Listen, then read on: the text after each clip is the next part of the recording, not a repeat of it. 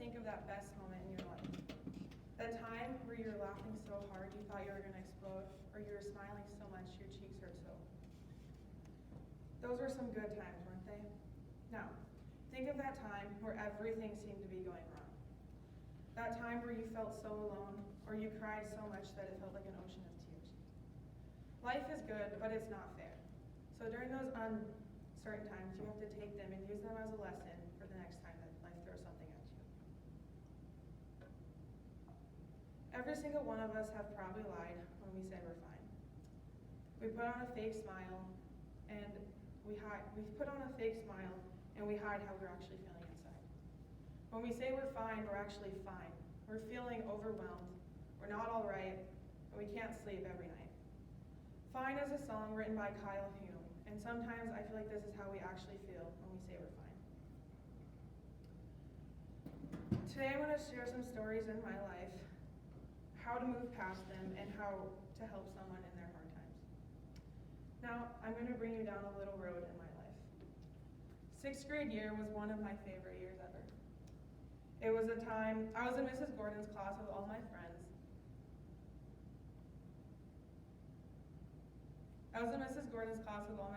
And I remember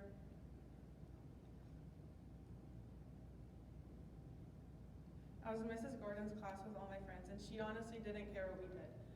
I remember sitting in the corner with 6 girls, and we would sit between the corner of her desk and her counter. And we'd sit there all day laughing and talking, and about every 20 minutes we'd get up and run to the hallway, laughing and giggling, right in the middle of her teaching. 6th grade was also a time I remember my grandma, my brothers and I were traveling home from Bismarck. It was raining so hard and the wind was blowing so much that one of our windshield wipers flew off and hit the car behind us. Now that didn't stop us from having fun, but I remember my brother sitting in the back seat singing at the top of his lungs to random songs, and we were all just laughing at him.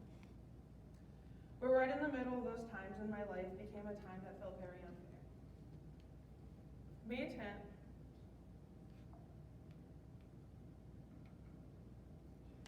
May 10th is a day that I will never forget.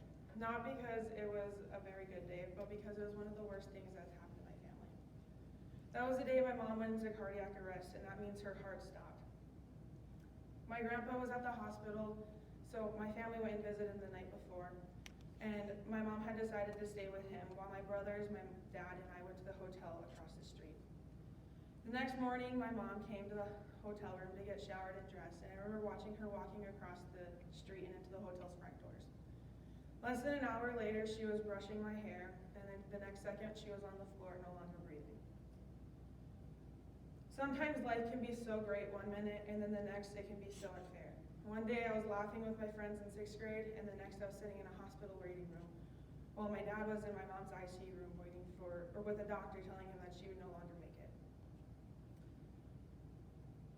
Now, May 19th, 9 days after that, I sat in a hotel breakfast room finishing my food, watching the royal wedding.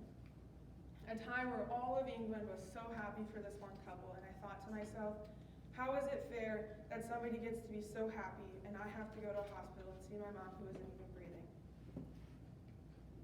Now, in an article from the American Heart Association, the survival rate of a cardiac arrest patient that's outside of the hospital is less than 6%. Thankfully, my anger and jealousy turned into happiness when my mom was part of that statistic. Sometimes life might seem so broken that you don't know what to do or how to keep going. And although my mom did not pass away, I know that some of you have had family members or parents that have, and I'm sorry for that. While at the hospital, people were constantly checking up on my family and I. Some would bring food while others would take my brothers and I away. And in the moment, I didn't realize how much that helped me, but now I do. When they took me away from the hospital, I could see that it would distract me from what was actually going on. According to Psychology Today, when someone is grieving, the best thing for you to do is spend time with them. Whether that's for a short weekend trip or even inviting them for a short walk or supper. Every glow stick isn't at its greatest until it's broken, and then it shines and it's more beautiful than ever before. This means that we have to break before we can shine.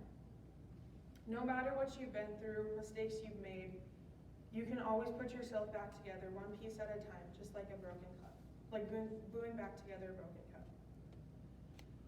Today, we looked at a part of my life and some stories that I've had and how people have helped me through it. Some ways you can help others, and you can't shine until you're broken first. Life is good, but it's not fair. So don't let your past keep you from your future victory.